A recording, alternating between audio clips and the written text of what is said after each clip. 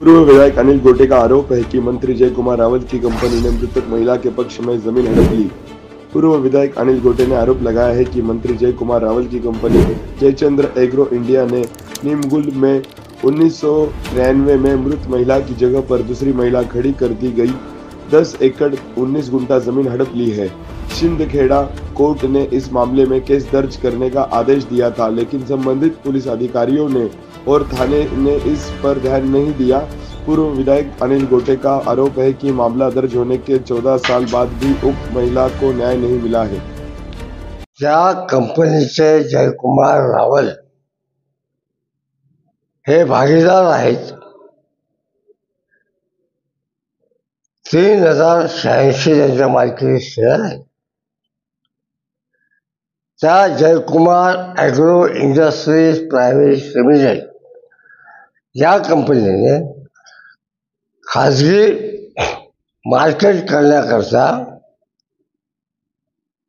निमगुळ तालुका सिंदखेडा येथे 11 survey number 11 क्षेत्र 10 acre 19 गुंठे हे अस्तित्वात नसलेल्या महिलेकडच्या नावाने बोगस महिला उभी करून यांनी हे खरेदी केले आहे।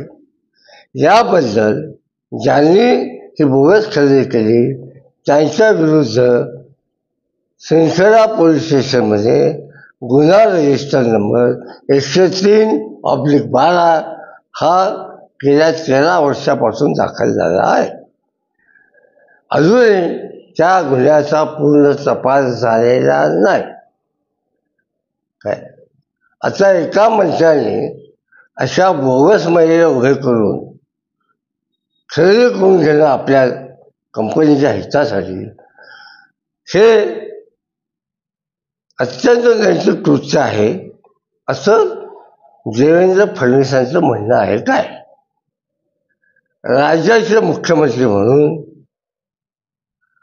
प्रतिभाताई पाटील यांची जमीन जाते, त्यानंतर दौंडाच्या शहरामध्ये मध्यभागी असलेली सिंधी कॉलनीच्या समोर जवळची 4.5 एकर जमीन जाते